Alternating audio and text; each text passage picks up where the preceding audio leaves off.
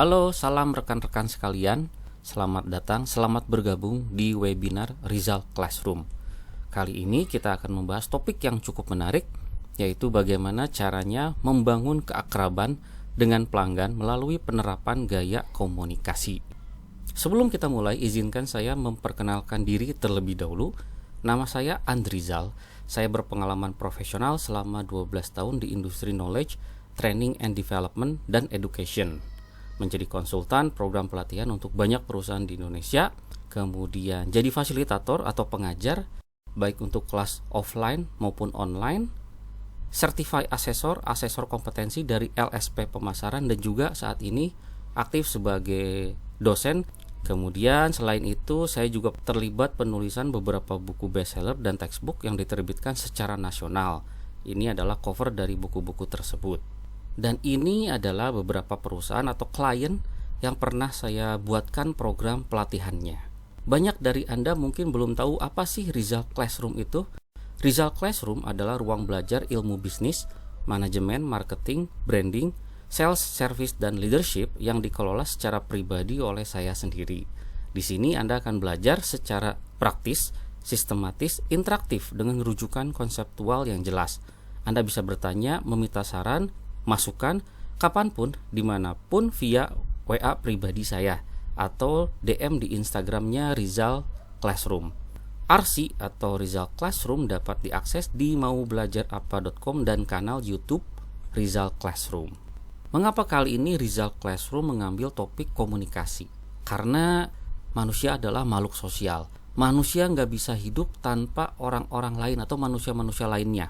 Manusia berinteraksi. Ketika berinteraksi, manusia berkomunikasi.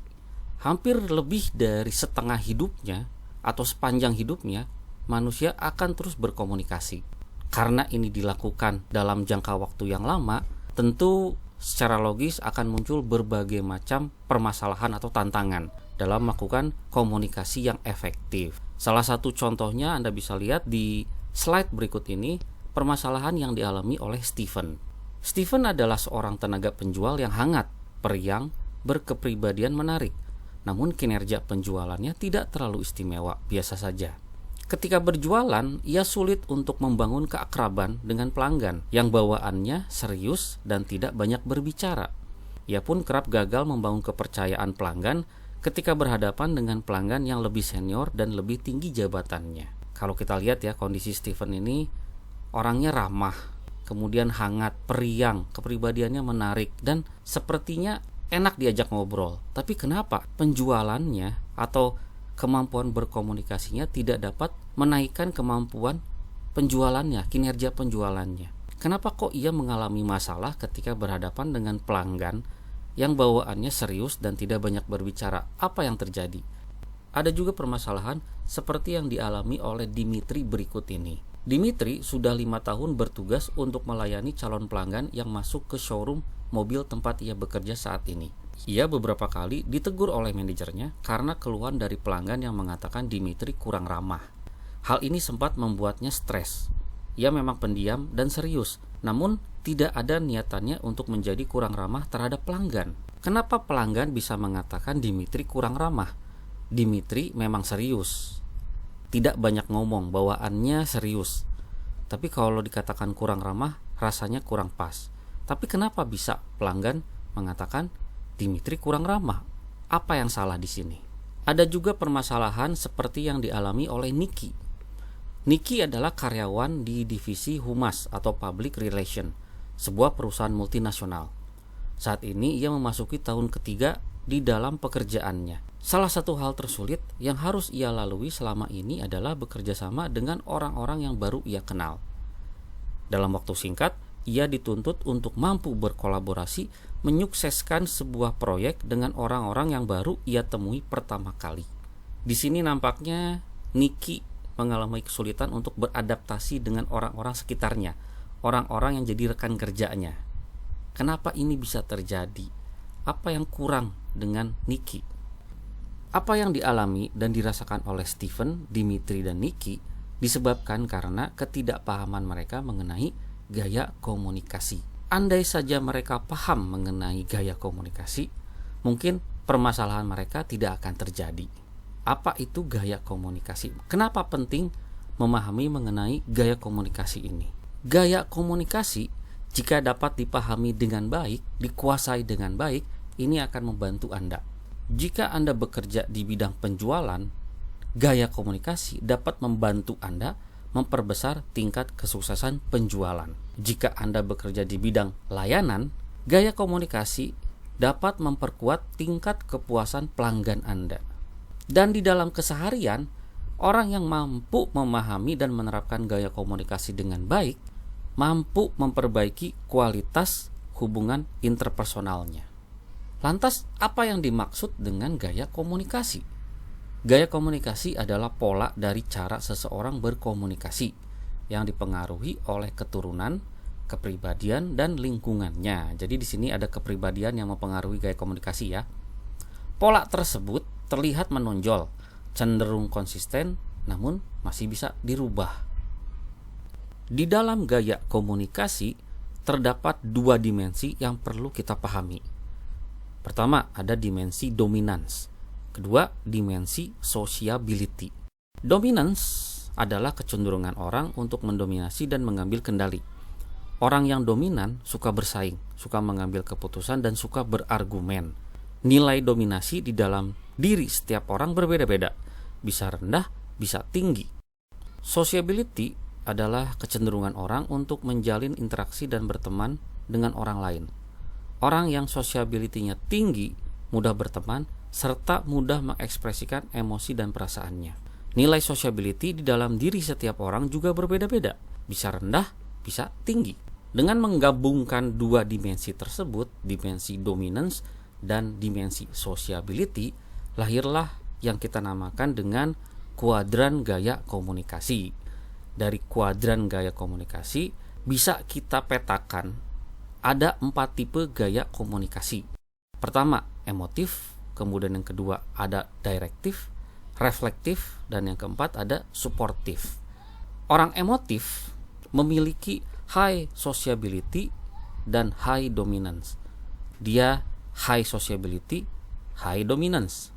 Kemudian direktif, orangnya high dominance namun low sociability. Ini direktif. Kemudian ada reflektif, low sociability dan low dominance. Suportif, low dominance namun high sociability. Jadi yang sama-sama high dominance-nya ada dua nih, emotif sama direktif. Low dominance-nya ada suportif, reflektif. High sociability, suportif, dan emotif. Low sociability, reflektif, dan direktif. Setelah kita mengetahui ada 4 tipe gaya komunikasi, bagaimana menerapkan gaya komunikasi tersebut untuk membangun keakraban dengan pelanggan maupun dengan lawan bicara kita. Langkah-langkah penerapan gaya komunikasi. Pertama, kenali gaya Anda saat ini. Kedua, kenali gaya pelanggan atau lawan bicara. Ketiga, beradaptasi dengan gaya komunikasi pelanggan atau lawan bicara Anda. Kita masuk ke langkah pertama. Mari kita kenali gaya komunikasi diri kita. Untuk bisa mengenali gaya kita saat ini, maka kita harus mengukur 2 dimensi gaya komunikasi, yaitu dominance dan sociability. Jadi kita harus tahu seberapa dominan kita, tinggi apa rendah, seberapa sociability kita, tinggi apa rendah. Nah, yang pertama akan kita ukur ini adalah dominan. Seberapa dominan kita. Untuk bisa mengetahuinya, Anda diminta untuk mengisi tabel yang ada di sini. Ada 14 kata sifat atau kecenderungan. Ada yang di sebelah kiri dan di sebelah kanan. Kemudian di tengah-tengah ada angka 1, 2, 3, 4, 5. Anda diminta untuk memberikan tanda X kepada kecenderungan Anda. Nomor 1 contohnya, bekerja sama, kemudian bersaing. Anda diminta, saat ini Anda biasanya lebih suka bersaing apa bekerja sama nih? Kalau Anda tipe orang yang senang kerjasama, berarti bubuhkan tanda X di angka 1. Jadi skornya untuk nomor 1 adalah 1. Nomor 2, penurut apa penuntut? Anda tipe yang mana nih? Oh, saya kira-kira orangnya suka menuntut. Oke, kalau suka menuntut, bubuhkan tanda X di angka 5. Jadi skor nomor 2 ini 5. Nomor 3, menyesuaikan diri apa mendominasi.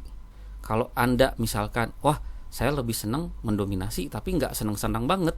Oke, kalau gitu misalkan angkanya 4, bubuhkan angka atau tanda X di 4. Ya, begitu seterusnya sampai 14 nomor ini diisi semua. Kemudian totalkan, dijumlahkan semuanya, Anda dapat nilai total berapa. Setelah ditotalkan, dirata-ratakan, dibagi 14. Nanti Anda akan dapat angka. Angka ini akan menjadi koordinat sumbu dominan atau koordinat sumbu X Anda. Berikutnya kita ukur seberapa sociability diri kita. Sama caranya, ada tabel di sini dengan 14 frase atau kata sifat. Anda diminta untuk memilih kecenderungan Anda ke kiri atau ke kanan. Nomor 1, disiplin santai. Anda termasuk orang yang seperti apa? Kalau lebih senang santai, berarti pilih 5 atau tanda X di angka 5. Berarti skornya nomor 1 ini 5. Nomor 2, datar ekspresif. Tipe seperti apa Anda? Kalau Anda, wah saya mah datar, poker face, kalau ada apa-apa ya raut wajahnya nggak berubah. Oke, kalau Anda tipe yang datar berarti pilih 1. Jadi nomor 2 ini skornya 1. Serius atau periang? Saya periang. Oke, berarti tapi nggak periang-periang amat. Oke, kalau gitu X-nya di 4 deh. Berarti nomor 3 ini skornya 4. Terus diisi sampai 14, kemudian ditotalkan, kemudian dibagi 14. Sehingga Anda akan mendapatkan sociability koordinat sumbu Y. Setelah Anda mendapatkan angka X dan angka Y, berikutnya adalah plotkan. Plotkan angka X dan Y Anda ke dalam kuadran gaya komunikasi. Gambar kuadran gaya komunikasi ini lebih detail ya dibanding gambar yang sebelumnya. Di sini sudah ada angkanya. Anda bisa lihat dominasi itu dari kiri ke kanan. Ini adalah sumbu X. Ada angka 1, 2, 3, 4, 5. Satu rendah, paling tinggi 5.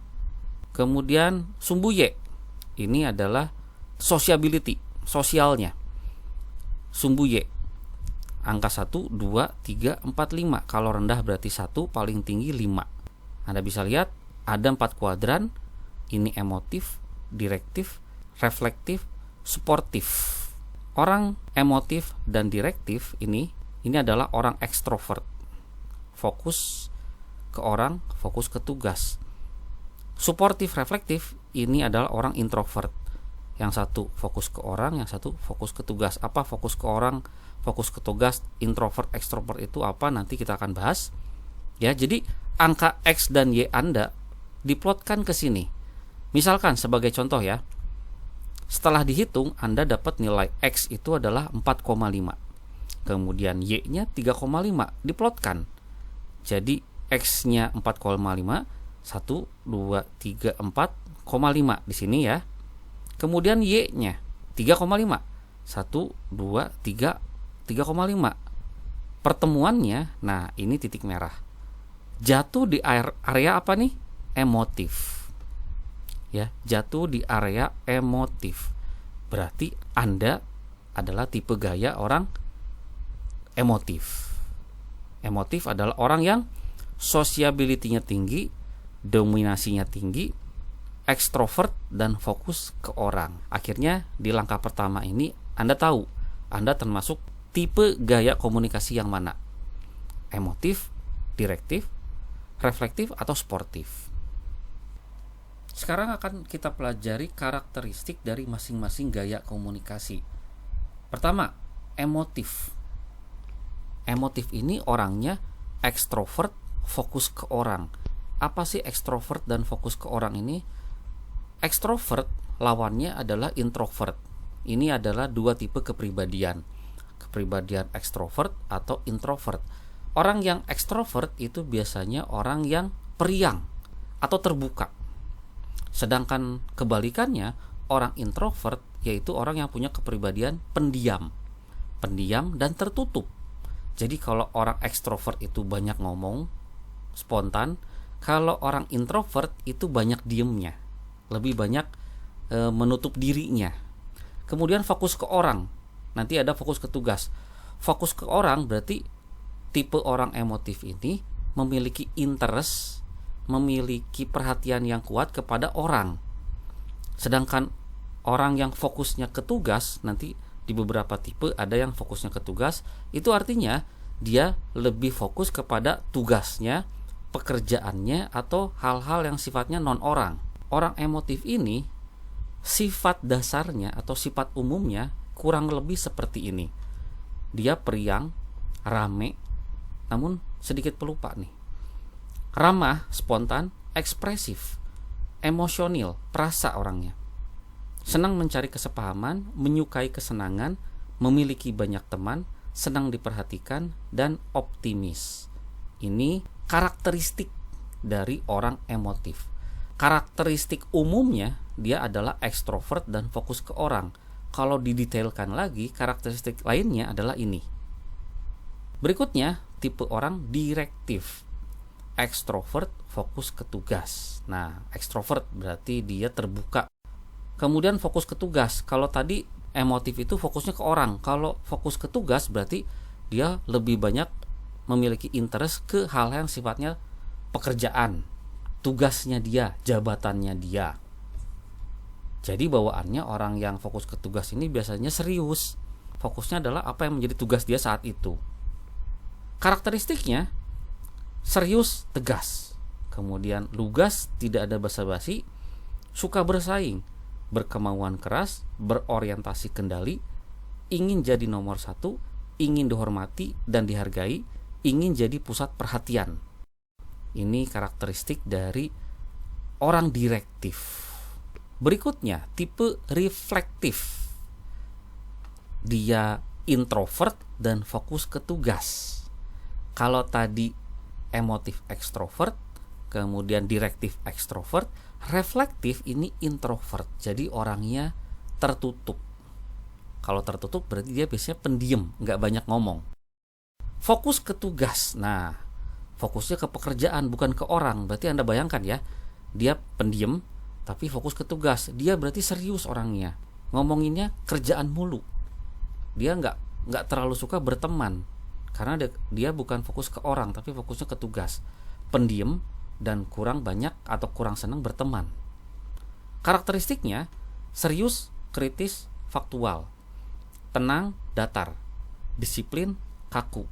Logis, berbasis data, menghindari pertikaian, berhati-hati, penuh pertimbangan, individualis, penyendiri, tapi kelebihannya adalah dia pendengar yang baik. Terakhir, tipe gaya suportif. Introvert fokus ke orang, mirip dengan reflektif yang introvert, yang pendiam atau menutup diri, namun dia senang berteman, fokusnya ke orang. Kalau tadi reflektif itu fokusnya ke tugas, ke pekerjaan, apa yang menjadi jabatan dia saat ini fokusnya ke orang, interestnya ke orang. Jadi suka berteman, pendiam tapi suka berteman.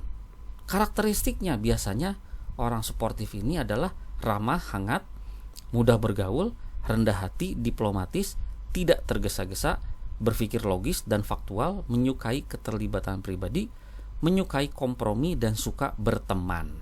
Jadi kita sudah kenal ini karakteristik dari 4 tipe gaya komunikasi. Langkah kedua adalah mari kita kenali gaya komunikasi pelanggan kita atau lawan bicara kita. Kenali gaya pelanggan. Bagaimana cara mengenalinya? Ada beberapa hal yang bisa kita jadikan indikator. Pertama, dilihat dari caranya berpakaian. Anda bisa lihat di slide ini ya. Orang emotif, direktif, reflektif, dan suportif. Orang emotif itu biasanya kalau dia berpakaian dia cenderung menggunakan warna cerah. Dan mereka cenderung juga menggunakan pakaian yang fashionable, gaul, dan sangat trendy. Itu penampilan cara berpakaiannya orang emotif biasanya. Kalau orang direktif itu konservatif. Dia tidak mengikuti tren, tidak fashionable. Kalau cowok biasanya dia pakai kemeja aja. Kemejanya pun bukan kemeja yang ngetren, tapi kemeja ya pada umumnya saja gitu. Konservatif. Begitu juga dengan orang reflektif, konservatif, tidak mengikuti tren. Orang sportif itu santai biasanya, informal, bisa gunakan kaos doang atau t-shirt doang, pokoknya gayanya casual. Indikator berikutnya adalah dilihat dari cara mereka berbicara. Orang emotif biasanya kalau dia berbicara suaranya keras, berbicara cepat, responsif, banyak menggunakan intonasi suara, berbicaranya ramah. Ingat, emotif ini ekstrovert. Ekstrovert itu terbuka, rame, outspoken. Makanya gak heran kalau dia kalau berbicara suaranya keras, berbicara cepat, responsif, menggunakan intonasi suara dan ramah. Direktif, suaranya keras, cepat, mirip dengan emotif karena sama-sama ekstrovert.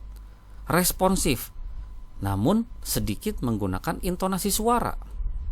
Dan ini nih yang bedain dengan emotif adalah karena dia fokus ke tugas, dia lebih senang mengendalikan. Biasanya dalam suaranya itu ada kesan memerintah dengan perkataan dan suka membanggakan dirinya. Ini orang direktif tadi ya, memegang kendali. Dia fokusnya ke tugas, tapi sama-sama ekstrovert.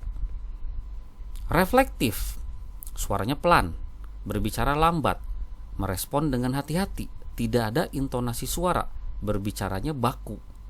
Karena reflektif ini introvert. Orang introvert tertutup, ngomongnya sekali-kali aja, nggak banyak ngomong, lebih banyak diemnya. Makanya kalau berbicara suaranya pelan, berbicaranya lambat, bahkan tidak ada intonasi ini kalau ngomong, datar seperti itu. Kalau berbicara juga pakai bahasa-bahasa baku. Suportif yang sama-sama dengan reflektif yaitu introvert, suaranya pelan, berbicaranya lambat, merespon dengan hati-hati, mirip dengan reflektif ya. Namun di sini ada intonasi suara sedikit. Kalau tadi di sini tidak ada intonasi, di sini ada intonasi suara sedikit. Kalau di sini bicaranya baku, kaku gitu ya, datar. Kalau di sini bicaranya ramah. Ramah namun dengan volume suara atau intonasi yang sedikit, tidak tinggi. Nah, itu orang sportif. Jadi ada persamaan dari cara berbicara antara emotif dan direktif karena mereka sama-sama ekstrovert. Ini ada persamaan, sama-sama suara pelan, bicara lambat karena mereka sama-sama introvert.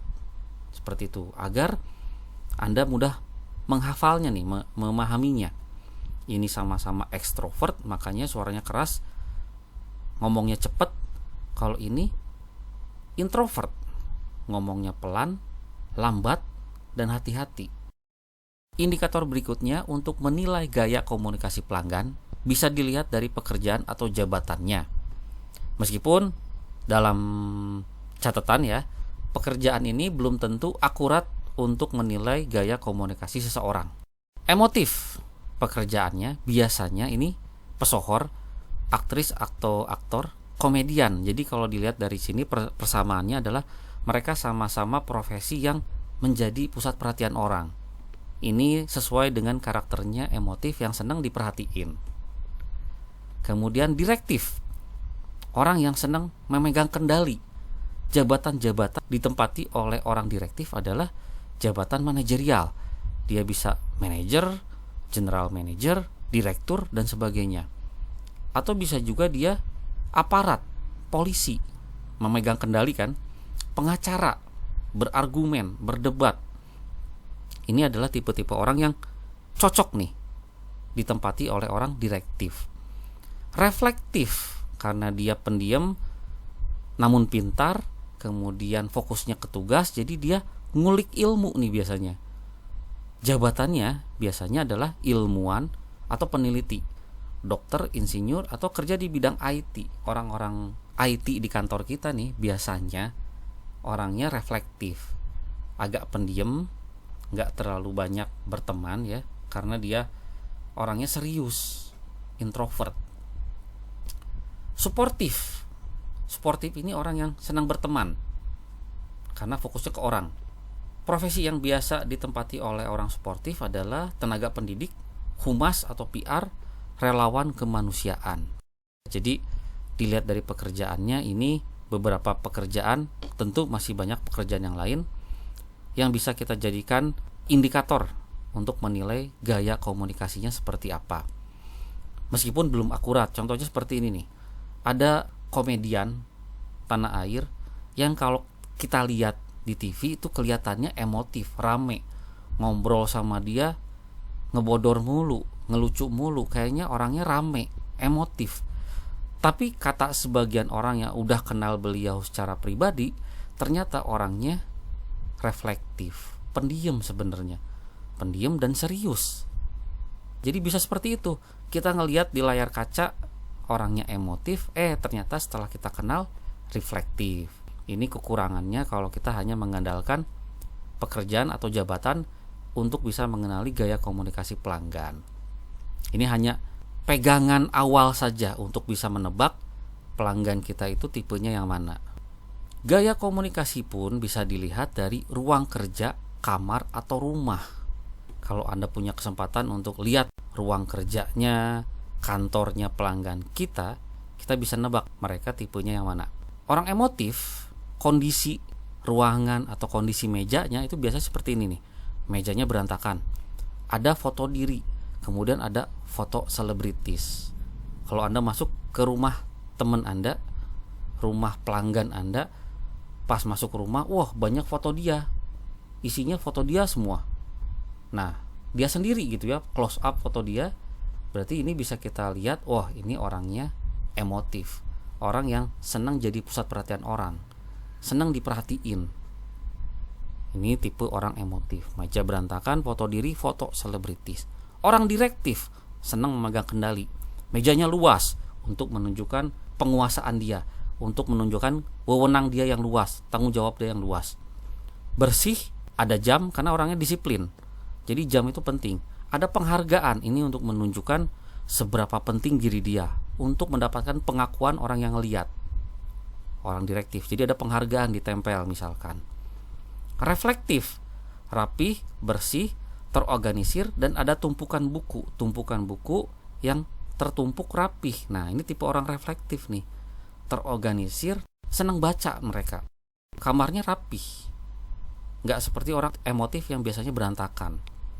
Orang sportif, suasana kamar atau ruangannya kayak suasana rumah, ada foto keluarga. Nah, ini yang membedakan ya, itu biasanya ada foto keluarga. Juga ada benda-benda kenangan nih, benda-benda yang memiliki kenangan tertentu yang sifatnya emosional, mengingatkan dia dengan keluarganya, teman-teman akrabnya, sahabatnya, dan sebagainya.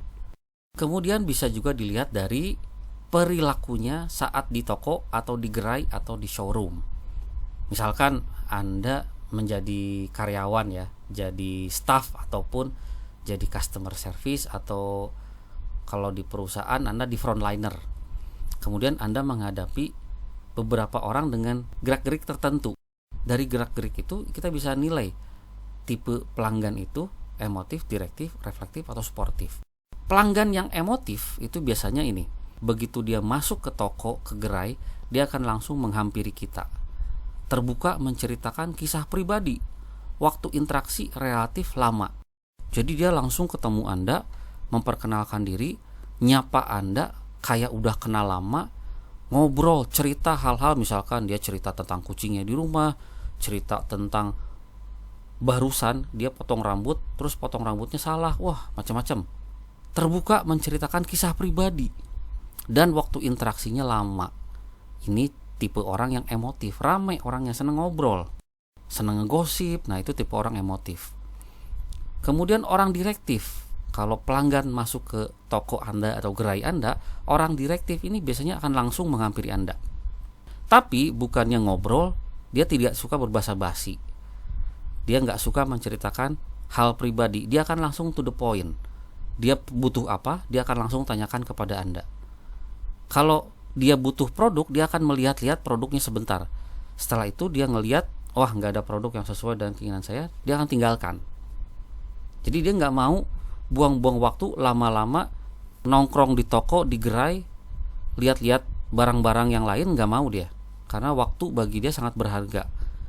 Dia pun nggak mau ngobrol basa-basi tentang urusan pribadi. Kalaupun dia menghampiri Anda, dia akan langsung tanya apa kebutuhan dia, apa keinginan dia. Kalau nggak ada, ya udah dia langsung pergi. Seperti itu. Itu orang direktif. Orang reflektif, dia akan melihat-lihat produk langsung. enggan bila dihampiri di awal. Jadi dia agak misterius nih. Dia akan perhatikan produk kita. Dia kalau masuk ke showroom mobil misalkan ya, dia akan lihat mobilnya, dia akan pegang mobilnya, dia akan jongkok ngelihat bawah dari mobil, dia akan perhatikan setiap detailnya. Dia akan bertanya seputar fitur dan performa secara detail. Dia akan nanyain, ini berapa horsepowernya, ini konsumsi BBM-nya bagaimana. Wah, pokoknya dia nanya-nanya hal-hal detail karena dia fokus ke tugas, ingat. Terlihat lebih banyak diam dan berpikir. Ini orang reflektif. Jadi kalau Anda ketemu orang yang kelihatannya nggak nyaman kita deketin, nah jangan dideketin. Biarin dia lihat-lihat sendiri. Kalau dia butuh, dia akan tanya kita. Jadi kita jangan deketin.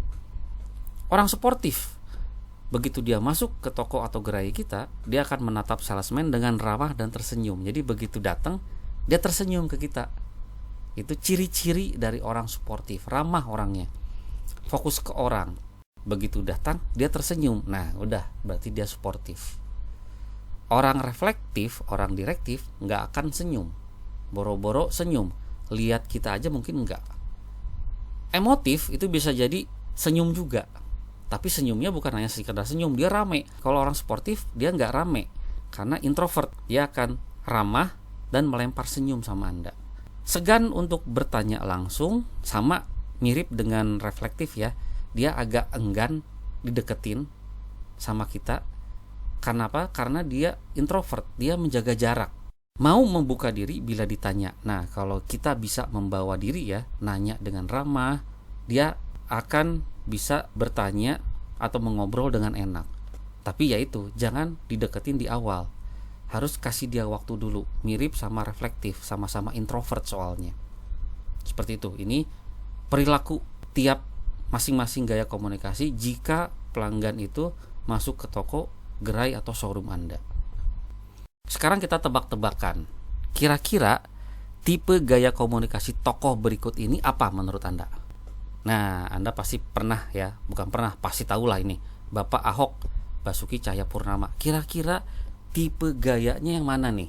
Kita coba elaborasi karakteristik beliau ya. Tegas, perfeksionis, berani berargumen dan memegang kendali. Kira-kira tipenya apa nih? Yap, betul, direktif. Beliau ini, Pak Ahok ini, tipe orang yang gayanya direktif, senang memegang kendali. B.J. Habibie, Bapak almarhum guru bangsa nih. B.J. Habibie, karakteristik beliau seperti apa? Kalau ngomong bagaimana? Baku. Ngomongnya bahasa-bahasa teknologi. Ramah nggak? Ramah. Tapi senang mencuri perhatian atau dia senang tampil di TV apa enggak? Enggak terlalu. Tapi kalau ngomong dia sangat logis, faktual, berbasis data.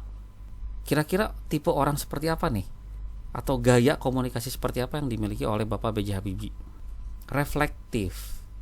Karena dia tipe yang berorientasi tugas dan kalau ngomong berbasis data karena teknologi yang dia omongin. Berikutnya ada Ruben Onsu. Periang, humoris, emosional enggak? Ya, terkadang di TV kalau dia senang kelihatan senangnya, kalau dia lagi sedih kelihatan sedihnya, ditampakkan. Kalau ngomong intonasinya bagaimana? Kelihatan ada intonasi, enggak datar ya. Berarti kalau dilihat dari jabatannya atau pekerjaannya juga dia seorang pesohor. Kira-kira gaya komunikasinya apa nih? Tipenya apa? Yes, emotif ya. Kemudian Bapak Anies Baswedan. Kalau ngomong gimana? Agak datar. Ramah enggak? Ramah. Pernah enggak di TV kelihatannya dia marah-marah, menunjukkan dia punya kuasa atau kendali? Mungkin enggak pernah ya. Tidak sesering Bapak Ahok. Dia lebih senang komunikasi. Dia enggak senang perdebatan kelihatannya kalau di TV. Jadi tipenya apa nih kira-kira? Kalau ngomong dia agak datar tapi ada intonasinya. Enggak cepet, enggak tegas. Kira-kira apa? Yes, suportif. Kurang lebih tipenya sportif. Berikutnya, Ibu Sri Mulyani. Sering tampil di TV? Sering, tapi bukan sebagai pesohor, hanya diliput oleh media atau wartawan saja. Ngomongnya gimana? Wah, tentang keuangan mulu, investasi, inflasi dan sebagainya. Berat ya, ngomongnya teknis banget. Hal-hal yang sifatnya tugas gitulah, pekerjaan dia. Kira-kira tipenya apa nih? Orangnya pinter? Pinter. Sama dengan Pak B.J. Habibie. Cerdas. Salah satu wanita terpintar ya di Asia, bahkan di dunia mungkin. Tipenya kira-kira apa? Yes, sama dengan Pak Habibie ya. Kurang lebih beliau ini reflektif. Nah, sekarang ya, jadi Anda udah bisa nih. Anda sudah bisa mengenali gaya tipe Anda seperti apa, kemudian gaya tipe orang lain atau pelanggan Anda, lawan bicara Anda itu yang mana. Jadi Anda sudah bisa menentukan nih. Langkah berikutnya adalah apa tadi? Beradaptasi. Masuk ke langkah ketiga. Mari beradaptasi dengan gaya komunikasi pelanggan.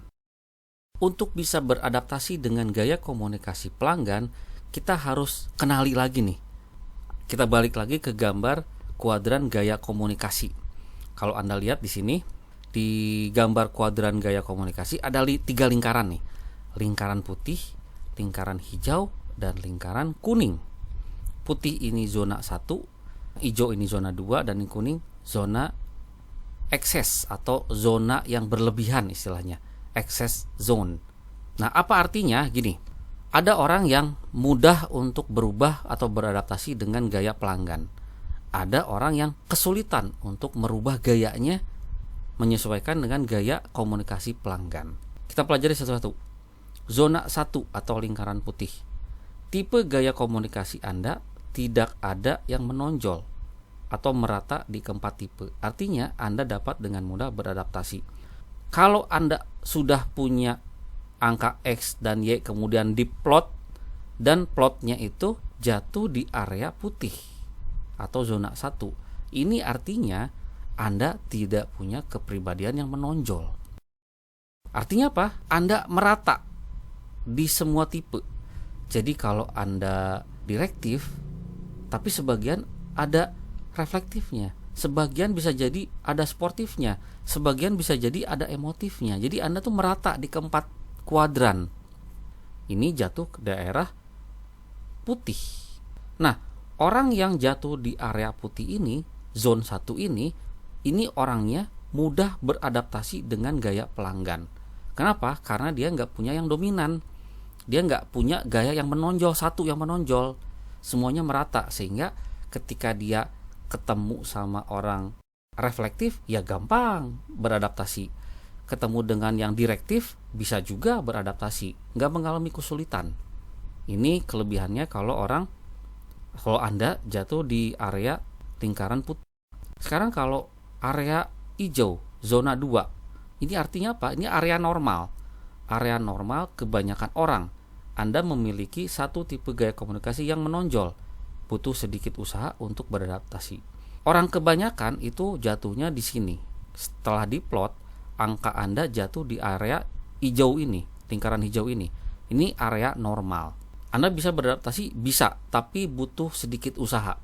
Kenapa? Karena Anda menonjol, punya gaya komunikasi yang menonjol. Misalkan Anda emotif, ya emotifnya menonjol, tapi ada sedikit sebagian yang sifatnya misalkan reflektif.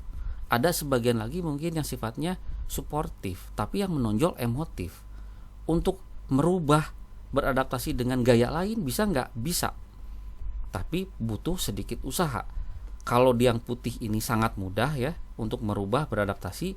Kalau ini butuh sedikit usaha. Nah, yang kuning nih, kalau Anda jatuh di daerah kuning, berarti Anda jatuh ke daerah yang sangat saklek, rigid, atau yang berlebihan di atas normal. Ini area ekstrim. Anda memiliki satu tipe gaya komunikasi yang sangat menonjol, biasanya bersifat rigid. Butuh usaha ekstra untuk beradaptasi dengan tipe lainnya. Jadi kalau Anda tipe orang yang reflektif, misalkan reflektifnya tuh benar-benar menonjol. Dari 100% misalkan reflektifnya, derajat reflektif di dalam diri Anda itu 90%. Yang 10% terbagi ke suportif, direktif, dan emotif. 90%-nya itu adalah reflektif Anda. Jadi sangat menonjol banget. Akibatnya apa? Orang yang tipe ini rada sulit, butuh usaha yang rada ekstra untuk bisa beradaptasi dengan gaya yang lain. Jadi kalau dia reflektif, ketemu dengan orang emotif, sulit bagi dia menyesuaikan gaya dengan orang emotif karena dia sangat absolut reflektif. Ya, jadi dilihat dari kemampuan beradaptasi. Putih ini mudah beradaptasi, hijau ini perlu usaha untuk beradaptasi. Kalau kuning ini butuh usaha ekstra keras untuk bisa beradaptasi atau merubah gayanya dengan gaya pelanggan. Di sisi lain, kalau kita gunakan gambar ini untuk menilai pelanggan, kalau pelanggan Anda ternyata jatuh di area zone 1, kira-kira apa yang terjadi? Anda akan sulit untuk mengenalinya. Kalau pelanggan Anda kira-kira berada atau jatuh di lingkaran putih, Anda akan sulit mengenalinya. Loh, pelanggan saya kadang-kadang kelihatannya emotif, tapi kok kadang-kadang direktif, tapi kadang-kadang reflektif juga. Nah, yang benar yang mana? Nah, ini kesulitannya kalau kita menghadapi pelanggan yang jatuh di area putih ini. Pelanggan yang di area putih itu sulit untuk dikenali, sehingga sulit bagi kita untuk beradaptasi. Kita harus pakai gaya yang mana nih? Karena kita sulit mengenali mereka. Kemudian kalau pelanggannya masuk ke area hijau, ini rada mending karena ini area normal. Bisa kita tebak, oke, dia emotif. Kalau begitu saya harus begini nih. Dia reflektif, oke, saya harus begini. Itu mudah. Dan lebih mudah lagi kalau pelanggan Anda berada di daerah kuning, menonjol banget. Kalau dia direktif, wah kelihatan banget dia itu orang direktif, sehingga kita lebih gampang nih, nggak ragu-ragu menebak bahwa oke, dia direktif, saya harus gimana nih menghadapi dia. Yang susah itu adalah kalau pelanggan Anda ada di daerah putih. Cara beradaptasi yang pertama adalah cara berbicara dengan setiap tipe. Pertama, dengan orang emotif. Bagaimana cara kita berbicara dengan orang emotif? Anda harus berbicara dengan ramah dan penuh antusias. Orang emotif kan ekstrovert ya, ramah, berarti Anda pun harus ramah. Mereka antusias, Anda pun harus antusias. Mereka semangat, Anda pun harus semangat, jangan loyo. Biarkan pelanggan yang mengatur kecepatan percakapan. Ini cara beradaptasi berbicara dengan orang emotif. Ketika Anda berhadapan dengan orang direktif, apa yang harus Anda lakukan? Berbicara singkat dan padat secara profesional, layaknya hubungan bisnis. Mereka ini fokus ke tugas. Ngomongin hal-hal yang pribadi gak berguna dan mereka gak suka. Jadi Anda harus tahu, orang direktif itu to the point, tegas, singkat, lugas. Jadi ngomongnya harus seperti itu. Jangan Anda perlihatkan Anda rame, kemudian seneng basa-basi gitu ya, senyum-senyum. Nah, orang direktif nggak senang berhadapan sama orang seperti itu. Jadi Anda harus berbicara singkat, padat, secara profesional, layaknya hubungan bisnis. Dapatkan respect dari pelanggan. Orang direktif ini memandang dirinya berharga. Jadi kalau dia lihat lawan bicaranya ini anak baru lulus gitu ya, anak ingusan, dia ngelihat lawan bicaranya ini anak kemarin sore gitu, dia nggak akan semangat ngobrol sama Anda. Oleh karena itu Anda harus menampilkan diri Anda yang profesional juga. Kalau Anda sebagai salesman, tampilkan Anda sebagai salesman yang udah sukses, salesman yang penuh percaya diri, salesman yang punya sesuatu yang berharga buat lawan bicara Anda, buat pelanggan Anda. Dengan begitu Anda bisa dapatkan respect dari pelanggannya. Ini sulitnya ngobrol sama orang direktif. Ketemu sama manajer, Anda harus pede. Meskipun Anda orang atau anak yang baru masuk kerja ya, orang baru lah, ketemu sama manajer klien Anda. Nah, Anda nggak boleh minder. Percaya dirinya harus muncul, harus yakin. Bagaimana cara menunjukkan rasa percaya diri Anda? Itu dilihat waktu Anda kenalan, waktu Anda berjabat tangan. Ini cara pertama yang biasanya bisa Anda lakukan untuk menunjukkan Anda percaya diri, menunjukkan atau mendapatkan respect dari pelanggan Anda. Waktu berjabat tangan, orang direktif ini biasanya akan menggenggam tangan Anda agak kuat. Nah, balas genggamannya dengan agak kuat lagi. Dengan demikian Anda bisa mendapatkan respectnya. Yaitu salah satu cara ya, saat berjabat tangan. Ini dengan orang direktif. Orang reflektif mirip sama direktif, dia nggak senang berbasa basi, berbicara pelan namun formal, dan sampaikan fakta secara akurat. Dia agak pendiam, jadi jangan terlalu ngajak dia ngobrol lama-lama tuh dia nggak suka. Tapi dia senang hal yang sifatnya teknis. Oleh karena itu, ketika Anda berbicara dengan orang reflektif, tampilkan diri Anda sebagai seseorang yang menguasai produk atau jasa. Kalau Anda menjual mobil, maka tampilkan diri Anda sebagai yang sangat menguasai seluk-beluk, onderdil, spare part mobil, semua hal terkait mobil Anda paling tahu. Nah, tampilkan diri Anda sebagai itu. Karena dia senang hal-hal yang sifatnya teknis, yang detail, yang faktual dia senang. Tanyakan hal seperti itu. Itu akan membantu Anda berbicara dengan orang reflektif. Orang sportif, bagaimana cara Anda berbicara? Bersifat rileks, bersikap rileks, berbicaranya secara hangat, tulus dan informal, nggak boleh kaku. Ngobrol sama orang sportif nggak boleh kaku, harus informal, ramah, tampilkan diri sebagai teman dan sahabat. Nah ini ya, kalau tadi di direktif sama reflektif, kita jangan tampilkan diri sebagai teman, tapi yang profesional. Kalau di emotif dan suportif, Anda harus tampilkan diri sebagai teman, karena keduanya, emotif dan suportif ini fokusnya ke orang. Kalau di sini emotif itu Anda harus sama-sama antusias ya, ngobrolnya pelanggan rame, Anda harus ikut rame juga. Kalau suportif, ngobrolnya agak serius, tapi tampilkan diri sebagai teman, sahabat yang bisa dipercaya. Itu cara berbicara dengan berbagai tipe. Cara beradaptasi berikutnya adalah bagaimana membangun percakapan ketika Anda menghadapi masing-masing tipe gaya komunikasi. Untuk membangun percakapan, Anda harus ngapain? Lebih banyak ngomong apa mendengarkan? Tentu untuk membangun percakapan Anda harus lebih banyak mendengarkan. Namun untuk bisa mendengarkan, Anda harus bisa bertanya. Bertanya dengan pertanyaan yang tepat. Dengan bertanya, dia akan mengungkapkan informasi yang Anda cari. Pelanggan akan mengungkapkan sesuatu yang kita tanyakan. Ya, dengan dia mengungkapkan akan terjadi percakapan. Jadi untuk membangun percakapan itu penting untuk bisa mengajukan pertanyaan yang tepat.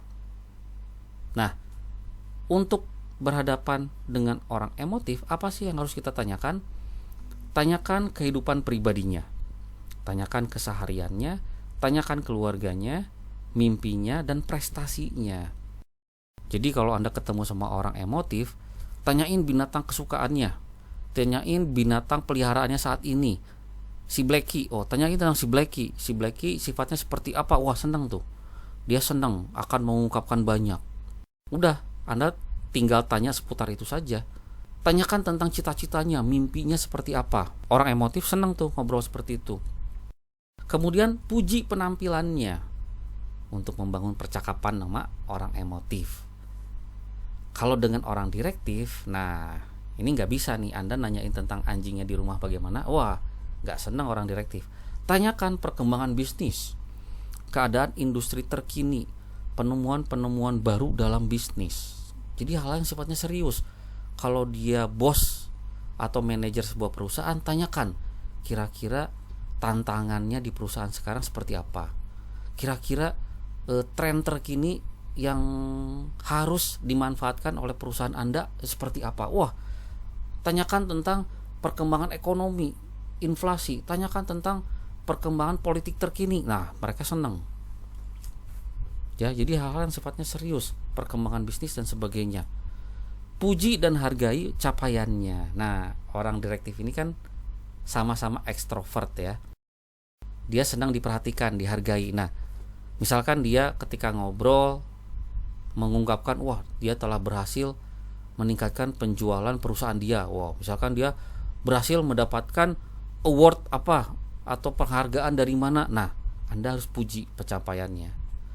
Puji pencapaiannya, bilang bahwa Anda merasa terhormat ketemu sama dia, merasa terhormat bisa ngobrol sama dia. Wah, mereka senang karena itu pengakuannya.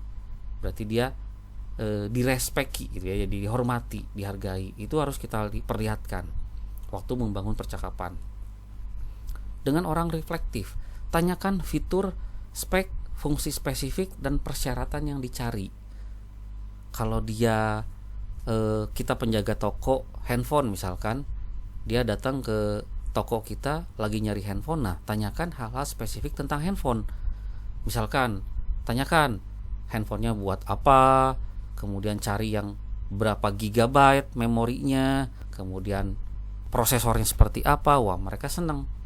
Jadi hal-hal yang sifatnya fitur, spek, itu mereka senang karena orangnya fokus ke tugas, berbasis data. Sesuatu yang rumit-rumit, yang teknis-teknis, orang reflektif ini senang. Hargai kecerdasan dan wawasannya yang luas. Mereka pinter. Oleh karena itu hargai. Jadi kalau dia mengungkapkan sesuatu yang belum Anda pikirkan, hargai. Wah, kebetulan Pak, saya baru tahu kalau itu seperti ini. Nah, dia senang tuh. Misalkan dia mengungkapkan tentang mobil. Wah, mobil itu seperti ini, seperti ini. Anda belum tahu tuh tentang itu, fakta itu. Wah, puji dia. Terima kasih Pak, saya punya pengetahuan baru dari Bapak misalkan. Jadi hargai kecerdasannya dan wawasan yang luas. Ini cara membangun percakapan dengan orang reflektif. Orang sportif. Orang sportif ini kan tadi fokusnya ke orang ya. Fokusnya ke orang, ramah, senang berteman. Tanyakan keluarga dan kehidupan sosialnya. Tanyakan tentang bagaimana anaknya, sekolah di mana, kemudian hobi anaknya apa. Nah, misalkan seperti itu. Asal jangan terlalu pribadi ya. Boleh pribadi, tapi Anda harus lihat dulu kira-kira dia udah percaya belum sama Anda. Orang sportif ini hati-hati orangnya. Kalau dia merasa belum percaya sama Anda, belum terbangun bonding yang enak ya, belum hangat, dia akan jaga jarak. Tapi begitu dia percaya Anda, dia akan terbuka. Karena dia akan melihat Anda sebagai teman. Tapi dia akan menilai Anda, ini layak nggak saya jadikan teman. Karena orangnya hati-hati. Hargai perhatiannya terhadap keluarga dan pertemanan. Jadi hal-hal yang sifatnya kekeluargaan, pertemanan, sosialisasi dengan komunitas. Nah, mereka senang. Karena mereka sama-sama fokusnya ke orang. Ya, jadi cara membangun percakapan itu harus menanyakan pertanyaan yang tepat. Pertanyaannya tentang apa? Kalau emotif dan suportif, tanyakan yang fokusnya ke orang. Kalau direktif dan reflektif, tanyakan yang seputar tugas pekerjaannya atau hal-hal yang sifatnya agak serius. Cara beradaptasi berikutnya adalah bagaimana memaparkan produk atau jasa. Karena kita berhadapan dengan pelanggan, jadi kita harus tahu nih, ketika kita harus memaparkan produk atau jasa kita, bagaimana caranya. Dengan berbagai tipe gaya komunikasi ini. Kalau kita berhadapan dengan emotif, apa yang harus kita paparkan? Kaitkan benefit dengan keinginannya untuk lebih dikenal dan diperhatikan orang. Tekankan manfaat emosional. Ambil contoh misalkan produk yang kita jual adalah mobil.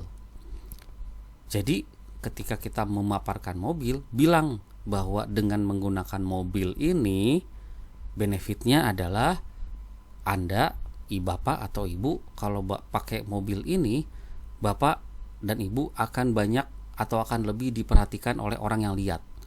Begitu bapak bawa mobil ini jalan ke jalan protokol, wah dipastikan bapak ibu, semua orang matanya akan tertuju kepada bapak ibu. Kalau bapak ibu bawa ini ke pesta, wah udah, orang yang hadir di pesta itu akan langsung merhatiin bapak ibu. Wah, orang emotif senang tuh, karena dia senang diperhatikan dan jadi pusat perhatian. Jadi begitu, manfaat emosionalnya dapat. Mobil mampu meningkatkan atau mampu membantu pelanggan kita itu lebih diperhatikan sama orang-orang sekitar.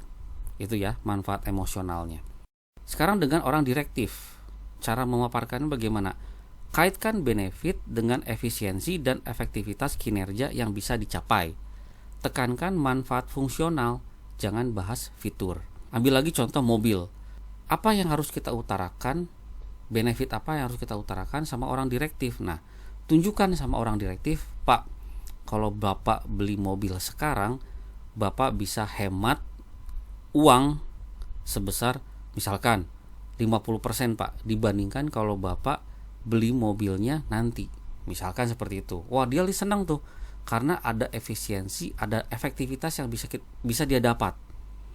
Atau Anda bisa tunjukkan seperti ini, Pak, kalau Bapak pakai mobil ini, Bapak biasanya ke kantor berapa jam sih Pak? 3 jam.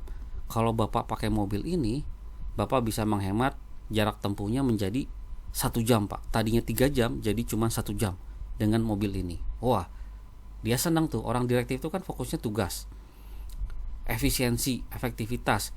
Kalau ada manfaat yang nyata, dia lihat ada faktanya, dia akan ambil mobil itu.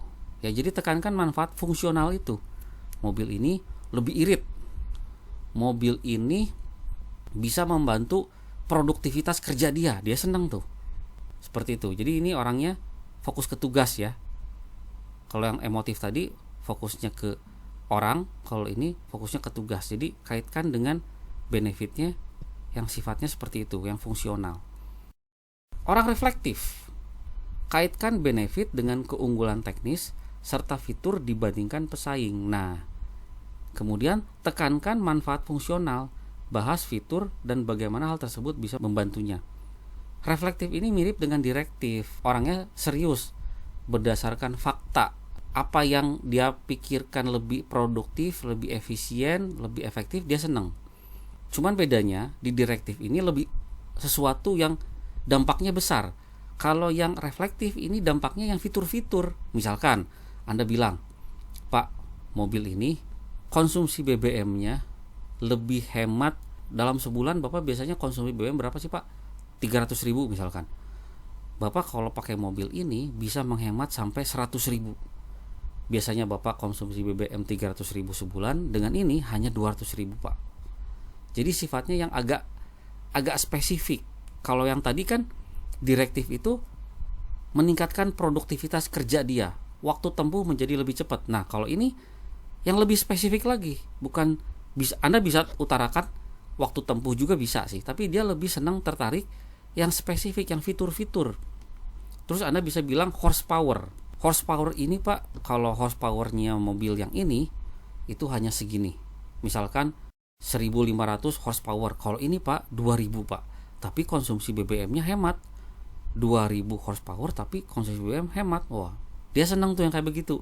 Informasi yang detail berdasarkan fakta yang dia bisa hitung nih. Oh, kalau dengan kondisi seperti ini, fitur seperti ini spesifik, 2.000 horsepower tapi penghematannya BBM-nya lebih hemat 100.000. Wah, berarti mobil ini layak saya beli nih. Jadi yang detail. Kalau yang direktif tadi nggak perlu yang detail-detail, tapi dia bisa ditunjukkan efektivitas, efisiensi, produktivitasnya yang dia dapat apa. Kalau yang reflektif ini senang yang detail-detail. Jadi Anda memaparkan produk mobil ini ya yang detail-detail. Kalau sama orang reflektif, manfaat fungsional ya, sama dengan direktif, sama-sama manfaat fungsional. Orang sportif, kaitkan benefit dengan kemudahannya untuk membahagiakan keluarga dan memperluas pertemanan. Tekankan manfaat emosional. Balik lagi ke contoh mobil.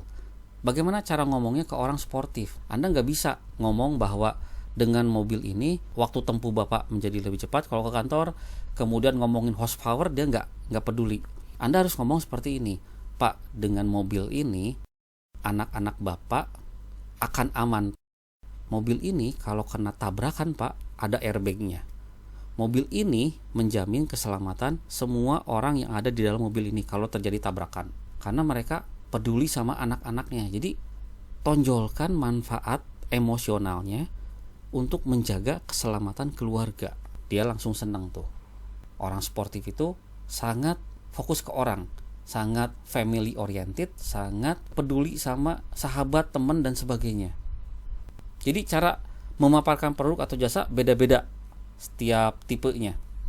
Kalau dengan emotif, tonjolkan manfaat emosional, tekankan manfaat emosional. Direktif, manfaat fungsional. Reflektif juga manfaat fungsional. Sedangkan suportif, tekankan manfaat emosional.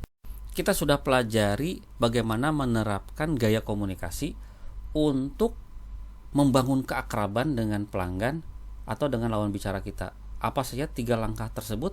Pertama, kenali gaya kita. Kedua, kenali gaya pelanggan. Ketiga, beradaptasi dengan gaya komunikasi pelanggan. Sekarang kita masuk ke kasusnya Steven di awal. Saya bacakan lagi ya, kasusnya yang terjadi dengan Steven. Steven adalah seorang tenaga penjual yang hangat, periang, berkepribadian menarik, namun kinerja penjualannya tidak terlalu istimewa. Biasa saja. Ketika berjualan, ia sulit untuk membangun keakraban dengan pelanggan yang bawaannya serius dan tidak banyak berbicara. Ia pun kerap gagal membangun kepercayaan pelanggan ketika berhadapan dengan pelanggan yang lebih senior dan lebih tinggi jabatannya. Sekarang kita terapkan nih gaya komunikasi. Pertama, kita kenali gaya Steven ini kira-kira yang mana nih, tipenya yang mana. Kemudian tipe pelanggannya yang dihadapi oleh Steven apa? Apa yang harus dilakukan oleh Steven untuk beradaptasi dengan gaya pelanggan tersebut?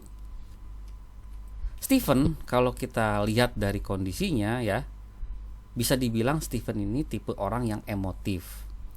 Kenapa? Karena hangat kepribadiannya, periang. Periang itu adalah sifat orang hangat, periang itu adalah ciri-ciri orang emotif. Namun di lain pihak, tipe pelanggannya yang dihadapi seperti apa? Pelanggannya serius, tidak banyak berbicara. Ya kalau enggak reflektif ya direktif. Kemudian kalau dilihat lagi di informasi berikutnya, berhadapan dengan pelanggan yang lebih senior dan lebih tinggi jabatannya. Wah, ada jabatan nih, tinggi nih. Berarti bisa jadi pelanggannya Steven itu adalah seorang yang direktif. Jadi emotif berhadapan dengan direktif. Apa yang sebaiknya Steven lakukan? Bagaimana cara Steven untuk beradaptasi? Nah, ini beberapa poin yang bisa Steven lakukan nih untuk bisa beradaptasi. Steven harus merubah gaya komunikasinya menjadi lebih serius, formal, dan tegas. Tadi emotif itu periang ya. Nah, berhadapan dengan direktif jangan jadi orang yang periang.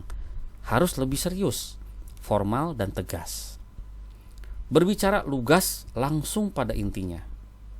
Tunjukkan bahwa dirinya adalah tenaga pemasar yang berpengalaman yang dapat membantu bisnis pelanggannya sehingga didapatkan respek darinya.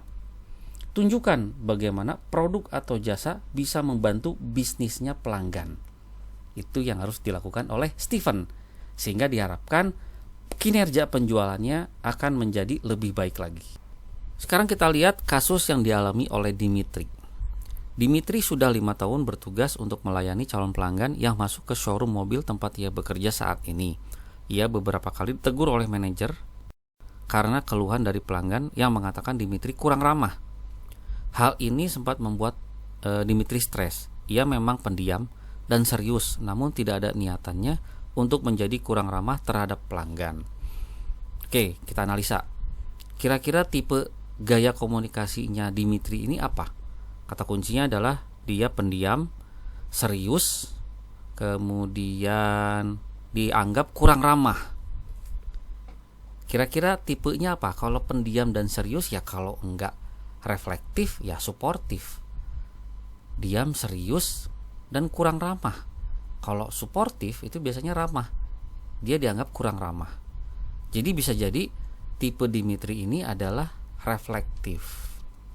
Pelanggannya bisa jadi karena dia dianggap kurang ramah, pelanggannya menginginkan seseorang yang lebih ramah. Nah, bisa jadi pelanggannya bisa jadi tipe orang yang ramah. Jadi bisa jadi dia adalah suportif. Jadi reflektif menghadapi tipe pelanggan suportif. Bagaimana cara beradaptasinya? Apa yang harus Dimitri lakukan? Pertama, Dimitri harus merubah gaya komunikasinya menjadi lebih hangat, ramah, dan sering senyum. Jangan terlalu serius. Dia memang reflektif, bawaannya serius. Nah, dia harus rubah. Harus lebih ramah, lebih hangat, sering senyum. Berikutnya, gunakan pendekatan informal yang tidak kaku dan tidak terburu-buru. Pendekatan informal, ingat orang sportif itu ingin dianggap teman, menghargai pertemanan. Jadi Anda atau Dimitri harus memposisikan dirinya sebagai teman dari pelanggannya. Dimitri harus melatih dirinya supaya tidak terlalu kaku nih. Pendekatan informal dan tidak kaku. Dimitri pun harus menunjukkan bahwa Dimitri peduli dengan permasalahannya, Dimitri peduli dengan permasalahan pelanggan dan siap memberikan yang terbaik untuk pelanggan serta keluarganya. Dia harus tunjukkan bahwa dia sebagai petugas layanan di showroom mobilnya, dia akan memberikan layanan yang terbaik. Dengan demikian akan didapatkan kepercayaan dari orang pelanggan yang sportif ini. Orang sportif ini sangat menghargai kepercayaan.